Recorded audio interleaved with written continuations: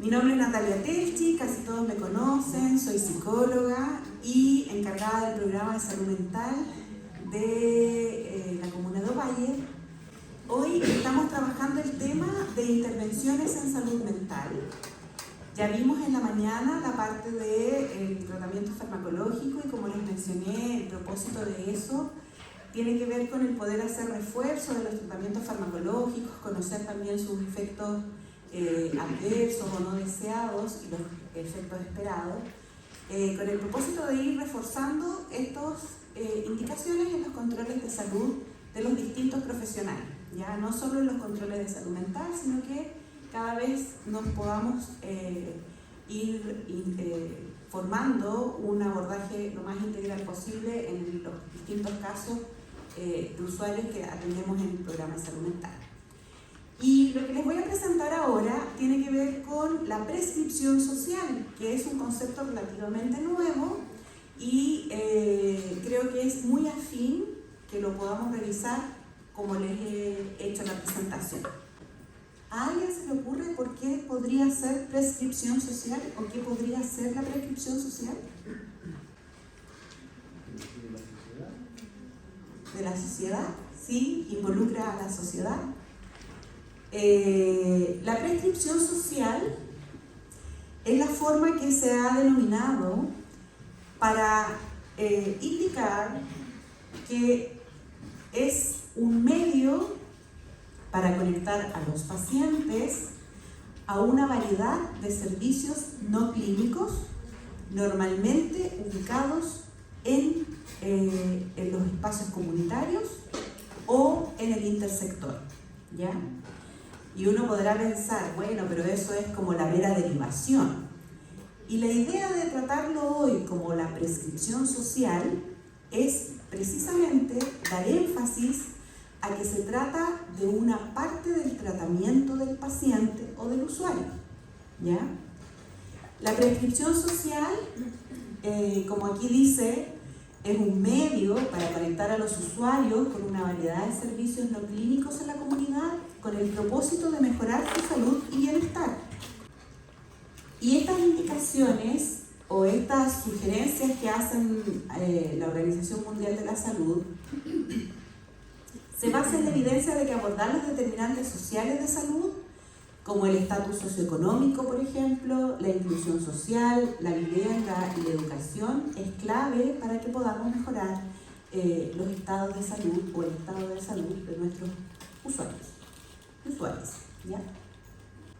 La prescripción social nos permite, nos ayuda, digamos, a abordar las causas subyacentes que pueden existir en los problemas de salud mental y en los problemas de salud en general, en lugar de simplemente centrarnos en los síntomas que el usuario pudiera presentar. Este corresponde a un enfoque más holístico de la atención de salud, en el que se promueve la integración basada en la comunidad y ayuda a desmedicalizar la prestación de servicios de salud. El librito que se ve ahí es un documento que se puede descargar de la página de la Organización Mundial de la Salud. Es un documento que está en inglés, donde se describe cómo se puede implementar la prescripción social en los servicios de salud, ¿ya? Desde ahí saqué gran parte de la información que les voy a presentar. Sin embargo, no es un manual de cómo las personas podemos practicar o los profesionales podemos practicar la prescripción social, sino más bien de cómo los sistemas de salud pueden implementar la prescripción social a través como de algunos modelos que ellos proponen. Los estudios indican que la prescripción social puede ser eficaz para mejorar la salud y el bienestar, además de ser costo efectiva para la reducción de la demanda en el sector público, porque lo que se espera es que en la medida en que podamos ir derivando y trabajando con la comunidad, se vayan obteniendo avances en cómo la persona también se va integrando. Ya vamos a ver más adelante los beneficios que representa para las personas que participan activamente en organizaciones comunitarias. La prescripción social se puede utilizar para referir a los usuarios a una variedad de actividades y servicios. Estas prescripciones sociales, como específicas, son de cada comunidad y entorno de atención. No vamos a encontrar los mismos servicios acá en Ovalle, en La Serena, en Coquimbo, en Santiago, en Punta Arenas. Nos vamos a encontrar diferentes servicios, diferentes organizaciones, y por eso es tan importante que podamos conocer qué es lo que existe acá. Dentro de las más frecuentes que se pueden indicar, tiene que ver con la clase de ejercicio de danza, participación en voluntariados, derivaciones que tienen que ver u orientadas a la inclusión social, asesoramiento legal y financiero, el que promovamos que las personas participen en actividades culturales y de expresión artística o creativa, y el que participen en instancias donde se brinda apoyo en la salud mental a través de participación en grupos de apoyo entre pares. ¿Para quiénes está indicado la prescripción social, o a quiénes nos conviene que podamos hacer prescripciones sociales? La palabra prescripción la toman igual que la prescripción médica de tratamiento farmacológico. Esto hay que entenderlo del mismo modo, es decir, es parte de un contexto de tratamiento, ¿ya? Es como una receta que uno construye con el usuario. Y en la prescripción social se puede beneficiar cualquier persona. Sin embargo, aquellas que cuentan con una mayor vulnerabilidad, sin duda se van a beneficiar más, ¿ya? ¿Quiénes normalmente se benefician más? Personas con enfermedades crónicas o con condiciones crónicas, personas que se sientan solas o se encuentran socialmente aisladas, personas con alto riesgo de enfermedades de salud mental, personas vulnerables a causa de su edad o situación económica. Y en este contexto tenemos que acordarnos que la pandemia exacerbó las vulnerabilidades existentes. Algunas personas dejaron de tomarse sus medicamentos, algunas personas se empezaron a sentir más solas, algunas personas dejaron de tener la participación más activa que tenían en su comunidad. De hecho, no sé si les pasó, pero por lo menos en mi caso me llegaron varios consultantes después de la pandemia que tenían mucho temor a salir de sus casas, ¿ya? ¿Quién hace esta referencia?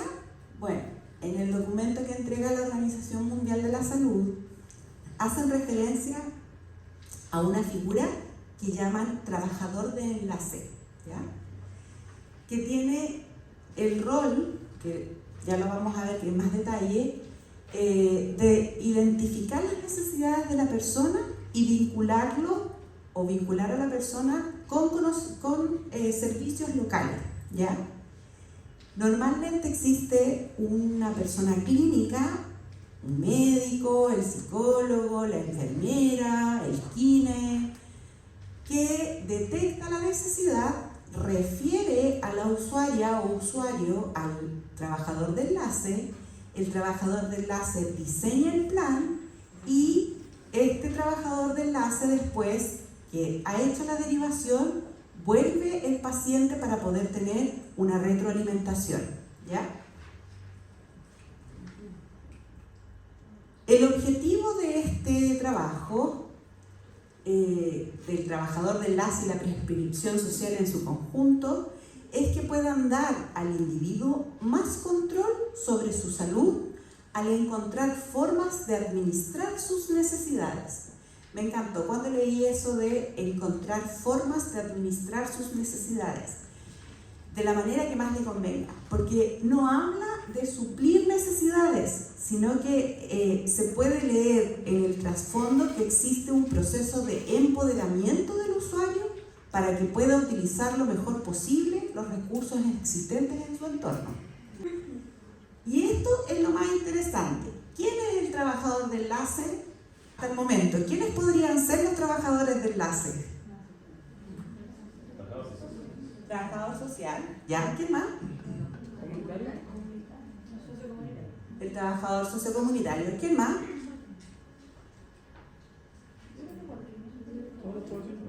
Cualquier miembro del equipo. que conozca las redes. Ya. Es exactamente como ustedes han ido planteando, pero es más abierto aún. El trabajador social, o sea, el trabajador de enlace, bueno, acá dice que es un concepto relativamente nuevo en el cuidado de la salud, porque requiere la inclusión de socios comunitarios fuera del sector salud. O sea, por definición, el trabajador de enlace suele o se propone que sean personas fuera del sector salud. Es decir, podemos trabajar, de hecho presentaban modelos en los que hay ONG que se dedican al tema de la prescripción social en algunos países. En Canadá, sobre todo, mencionaban que trabajaban mucho con la gente de la comunidad que no es funcionario de salud, ¿ya? Sin embargo, este rol de trabajador de enlace es posible que sean cumplidas por personal existente en el sistema de salud. Y que en definitiva es mi propuesta al presentarles esto a ustedes, porque la idea es que cada vez nos empoderemos en el rol de hacernos cargo de hacer estas prescripciones sociales. Y aquí señalan como algunos ejemplos de personal existente: trabajadores de atención social, trabajadores comunitarios, enfermeras. Aquí señala lo de o que puede ser por una ONG comunitaria o por un puesto que se cree para tal, ¿ya? Pero nosotros, en las condiciones actuales, tenemos personas que cumplen las características y que tienen el conocimiento necesario para hacer este rol de trabajador de enlace, ¿ya? Tenemos los controles de salud mental por trabajador social, tenemos los controles de psicólogo, tenemos también trabajadores comunitarios en el programa de acompañamiento en particular, y en la medida en que vayamos haciendo más potente esto, ojalá algún día alcancemos a trabajar con socios comunitarios fuera del sector salud, y que en el caso de Coquimbo y La Serena, hoy en la tarde nos van a mostrar un poco de esto asociado a lo que les estoy planteando. El rol del trabajador de enlace entonces va a ser trabajar con usuarios para desarrollar un plan de bienestar personalizado. No sirve que yo le diga al usuario que vaya a correr o se sume a un grupo de atletas si el usuario presenta una mala condición física, no tiene características que le permitan hacer eso o simplemente no le gusta, ¿ya? Tenemos que revisar qué cosas son de interés del usuario. Y el trabajador de enlace lo que va a hacer es referir a este usuario a servicios comunitarios de base que sean apropiados a estas necesidades, ¿verdad? Aconsejando también a los usuarios mediante técnicas de cambio conductual, porque se van utilizando herramientas como el ir asignando tareas, por ejemplo, el ir fijando metas a corto plazo, que vayan involucrando al usuario con este dispositivo o espacio donde fue derivado. Con esto que les he planteado, entonces, ¿qué podría ser necesario para hacer una prescripción social y para hacer el rol de trabajador de enlace? Conocer las necesidades del usuario, como primera cosa, conocer los servicios locales, elaborar un plan de bienestar y hacer un monitoreo y evaluación para poder ir haciendo mejoras en este proceso.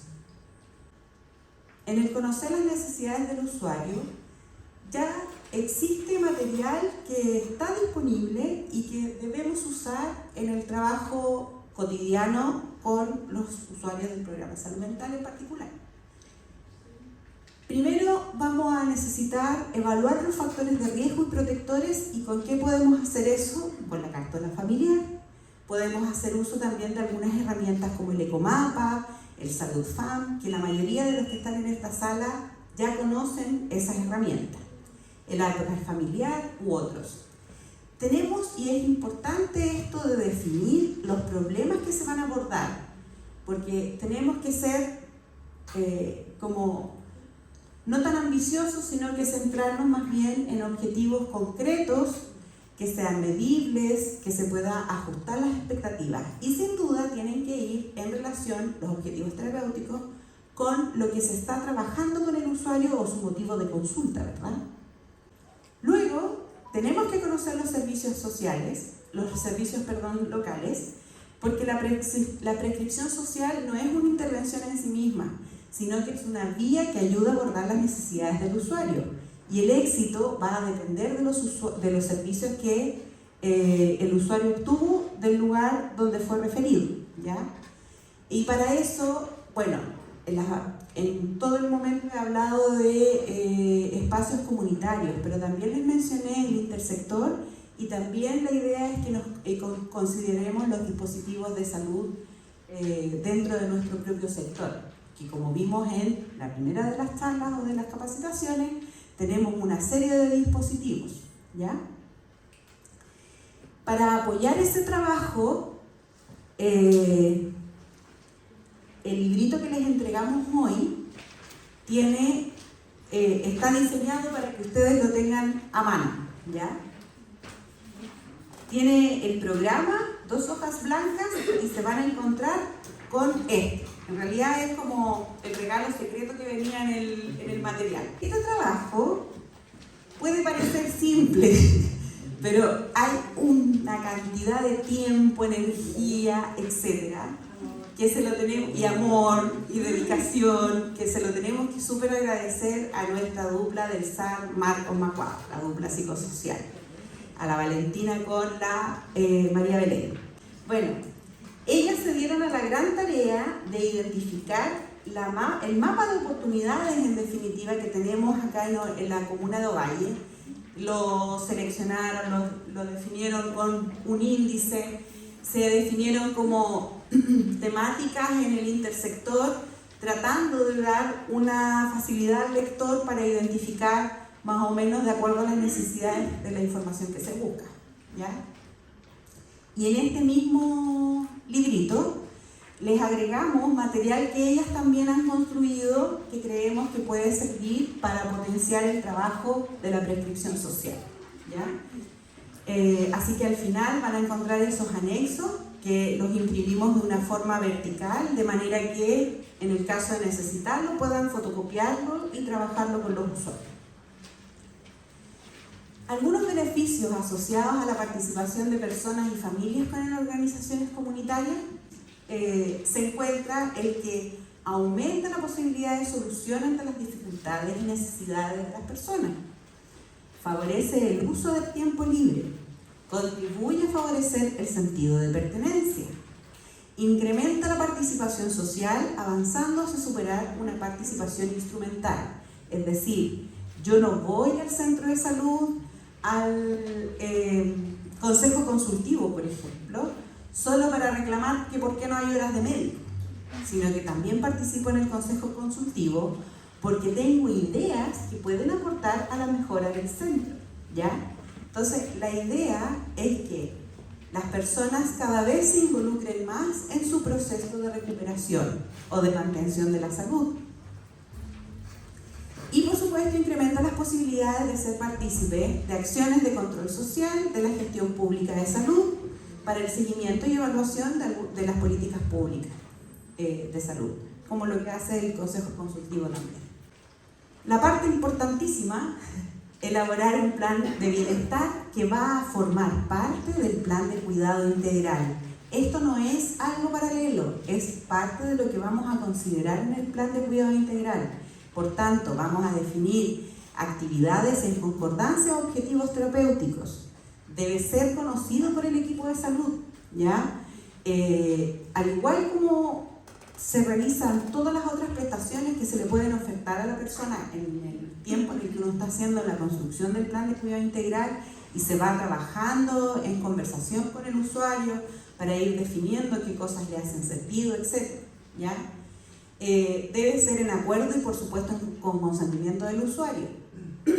Que esto suena como repetitivo porque son cosas que están dentro del plan de cuidado integral. Para hacer el plan de cuidado tenemos que tener en consideración estar de acuerdo y con consentimiento del usuario, buscamos actividades que le hagan sentido al usuario y lo que debemos evitar lo más posible con las prescripciones sociales es la asistencialidad, es decir, no se preocupe señora, yo voy a hacer el trámite por usted, entonces yo voy a la oficina no sé cuánto para que le habiliten la vivienda. lo que vamos a propender a hacer aquí es, mire, tratemos de ir juntas la primera de las reuniones y en la siguiente oportunidad lo hace usted sola, por ejemplo, ¿ya? En el fondo vamos a tratar de preferir el modelaje y la socioeducación, porque no hay que perder de vista que lo que buscamos es empoderar al usuario en el uso de los recursos que existen en su comunidad o en su entorno. Vamos a definir fechas de controles y de monitoreo, porque como les planteé antes, es importante la retroalimentación. Vamos a evitar acciones sobre una tercera persona que no ha dado su autorización o que no está de acuerdo para evitar negligencia. Esto último suena un poco enredado a lo mejor, pero lo voy a explicar mejor ahora.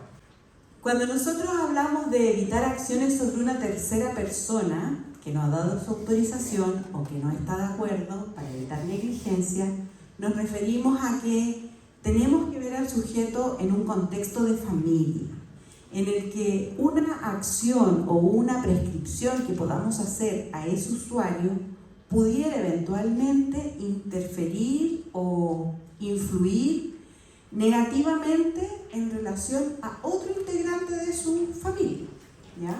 Por eso es tan importante evaluar esas condiciones y buscar que todos los participantes o todos los que se van a ver involucrados estén de acuerdo. Acá hay un caso, el caso de la hija. ¿Quién me puede ayudar a leerlo?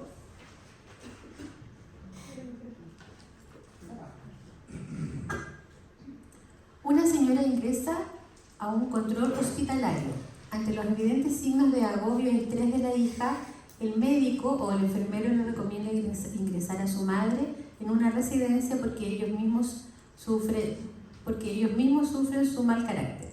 Esa misma recomendación se la pueden dar en el supermercado o en la cola del autobús, pero cuando la propone un profesional, el efecto siempre es mayor. Detrás de la información, derivación, por supuesto, se encuentra la buena voluntad y un interés real en ayudar a la hija. Pero, ¿quién ayuda a la madre? Ayudando únicamente a la hija puede perjudicarse a la madre, desproveerla de sus derechos. Si la hija decide gestionar el ingreso en la residencia por su cuenta, ¿significa que la madre deberá asumir sin opciones el ingreso? No todas las personas mayores se atreven a contradecir a los hijos cuando estos toman decisiones unilaterales. No sé si queda como más claro en el ejemplo,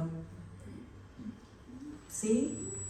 En definitiva, el tomar decisiones por un otro involuntariamente, estamos claros que estamos tomando la decisión de hacer una sugerencia a uno de nuestros usuarios o al usuario índice, pero es necesario evaluar qué está sucediendo con su familia también, ¿ya? O con las otras personas que se pudieran ver afectadas. Acá le agregué una frase: el ninguneo del otro en lo social es una forma de maltrato psicológico poco estudiado quizás, pero cuando se decide por otro, se incurre en una negligencia profesional, al menos dentro de los valores y principios del trabajo social sanitario, ¿ya? Y en la cuarta etapa tiene que ver con el monitoreo y evaluación. ¿Qué vamos a evaluar? La adherencia y los resultados. ¿Qué vamos a preguntar? Cosas como: ¿el usuario está conforme cómo se siente? ¿Se sintió cómodo en esta organización donde participó o donde le sugerimos que participara? ¿Se está logrando el objetivo terapéutico? ¿El espacio de derivación respondió a las expectativas o necesidades del usuario? A veces derivamos a algunos espacios y no les entregan ni la mitad de lo que uno hubiera esperado, ¿ya? Y el usuario llega quejándose de hecho. Las indicaciones en el espacio al que fue derivado concuerdan con el objetivo de la derivación. Evaluar además que estén en sintonía con lo que se está promoviendo, porque a veces le sugerimos al usuario que participe en ciertos espacios o que vaya a donde cierto profesional y resulta que las sugerencias o las indicaciones que le están dando son absolutamente diferentes, ¿ya? De pronto en contextos menos intencionados se puede ver cómo las orientaciones van súper divergentes entre distintas personas o parte de la red. Estoy pensando puntualmente en casos en los que, por ejemplo, se está trabajando psicosis y estoy recordando el caso de una usuaria que llevaba a su hijo con un brote psicótico donde una médica. Entonces ella fomentó la idea de que efectivamente el chico hablaba con los muertos, ¿ya? Ese tipo de cosas son las que tenemos que ir evitando, es decir, los espacios donde derivemos tenemos que tener claridad de qué es lo que podemos esperar y cuál va a ser la lógica de trabajo con esta persona. Por supuesto, tenemos que reforzar los cambios positivos y la adherencia con técnicas conductuales, como mencioné anteriormente, y redefinir espacios de acción o suspender la intervención cuando vemos que no está resultando o que tuvo efecto nocivo. Les quiero proponer un ejercicio práctico súper cortito. ¿Sí? Nos alcanza. No sé si hay dudas hasta el momento. Yo solo agregaría que es impactante la necesidad de conocer la organización a la que deriva y reforzarla, porque por lo que decías tú de que la expectativa versus la realidad es un poco doloroso, y además al conocer la agrupación a la que tú derivas se genera algo como la derivación asistida. Entonces al usuario le aumenta la sensación de red de apoyo. Si no resulta aquí, resultará allá. Entonces tengo la libertad de preguntar, tengo la libertad de decir que no, etc. Eso. Conocer a la otra organización y hacerlo en derivación asistida. Y eso es parte de lo que vamos a ir logrando también en la medida en que hagamos los controles y citemos a revisión, digamos, del estado de avance de esta indicación que dimos.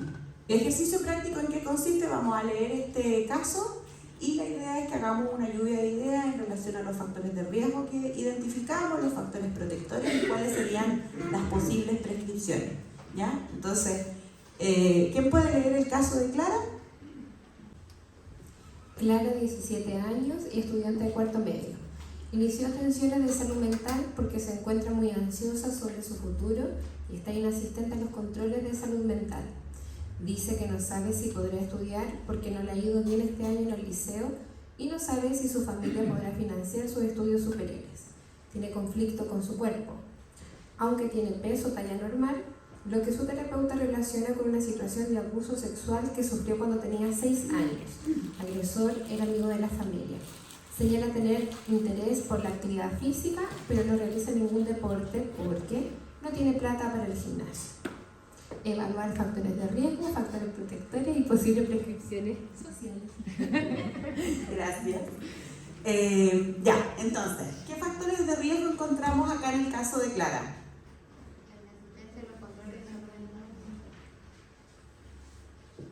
¿Ya? ¿Qué más? ¿Algunas dificultades económicas? Los conflictos con su cuerpo. Bajo autoestima. Y trauma complejo puede ser también. ¿Ya? ¿Qué más? ¿Algo más? El rendimiento académico. ¿Ya? ¿Qué más? Sedentarismo. ¿Ya? ¿Algo más?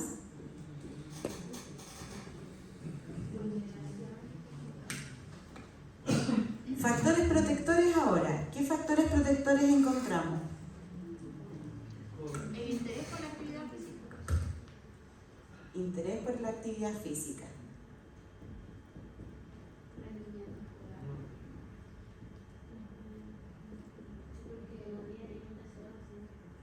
¿Qué cosa? Ahí me perdí. ¿Quién dijo algo? Que hablamos del rendimiento escolar, porque qué uno tuviese Motivación. Tiene motivación por el estudio. ¿Ya? No escucho un murmullo, pero a ver, no sé qué me No, queda. porque decíamos que si bien hay un riesgo de un posible cierto deserción escolar, ella todavía tiene motivación para seguir intentando. ¿Cierto? Tiene motivación por los estudios. ¿Algo más que detectemos como factor protector? Por lo menos está dentro del bajo control de salud mental, o sea, habría que ser el rescate, pero ya es paciente nuestro. Ah, sí, eso. Estado nutricional normal. ¿Algo más? Estado nutricional normal, lo puse. No se entiende mucho mi letra, pero estoy tratando de escribir rápido. ¿Cómo? ¿Algo de un terapeuta? ¿Cómo? Cuenta con apoyo profesional. Ya. Entonces, cuando nosotros vemos este esquema, revisemos ahora entonces las posibles prescripciones que podríamos indicar a esta usuaria. ¿Qué cosas se nos ocurren en relación a esta evaluación rápida que hicimos? Como la menor tiene 17 años, se podría derivar al CAP por el tema del trauma complejo. ¿Ya? ¿Por el trauma? Departamento social para ver ayuda económica para los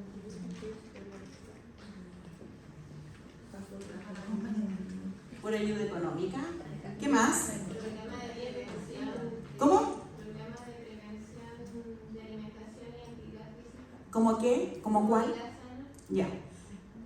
Estamos en Ovalle, entonces lo que salga acá, sea Ovalle, ¿ya?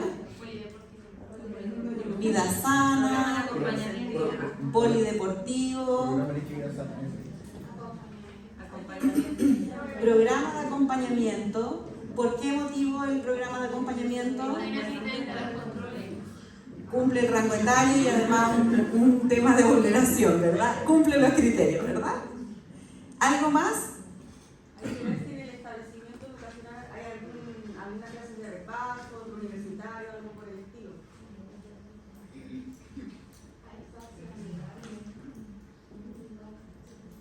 ¿Por qué espacios amigables?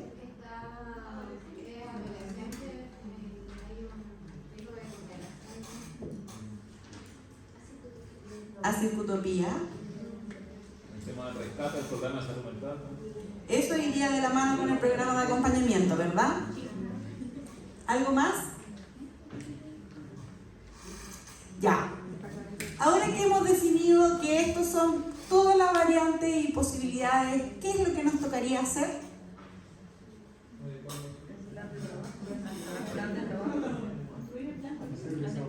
Construir un plan con ella, ¿verdad? Porque en ese plan es donde vamos a depurar qué es lo que efectivamente le hace sentido a ella, ¿verdad?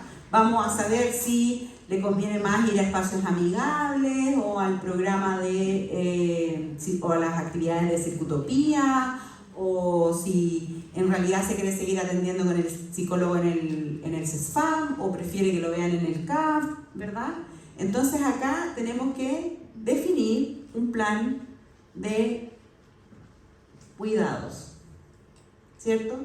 En conjunto con los usuarios, ¿verdad?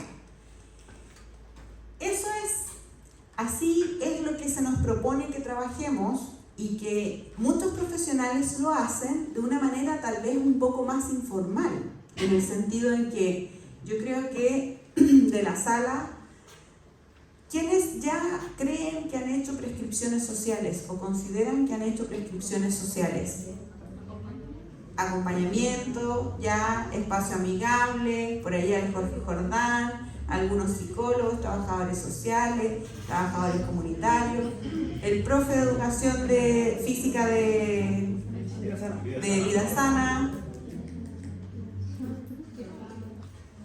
Ya, son varios, ¿ya? Tal vez lo que nos falta un poquito es estructurarlo, en hacerlo parte del plan de cuidado integral. Como parte del tratamiento se incorpora este plan de actividades que se van definiendo como parte de la prescripción social. Eso. ¿Alguna duda? Les agradezco mucho su atención y nos vemos en 5 minutos. No, mentira. Ahora va a presentar la Dianita. Que vamos a reflexiones finales, pero sí, las van a revisar después. Lo había olvidado. Tenía estas reflexiones finales en que las prescripciones sociales es necesario incluirlas dentro del tratamiento integral por múltiples beneficios y orientado a empoderar al usuario, a encontrar formas de administrar sus necesidades. Desde nuestro modelo de trabajo, el usuario o paciente o individuo debe ser visto en contexto como una familia o parte de una familia. Es necesario conocer las oportunidades de red local para ofrecer una adecuada asesoría a nuestros usuarios. Su éxito depende del resultado de los servicios a los que fue referido. Eso, ahora sí me despido.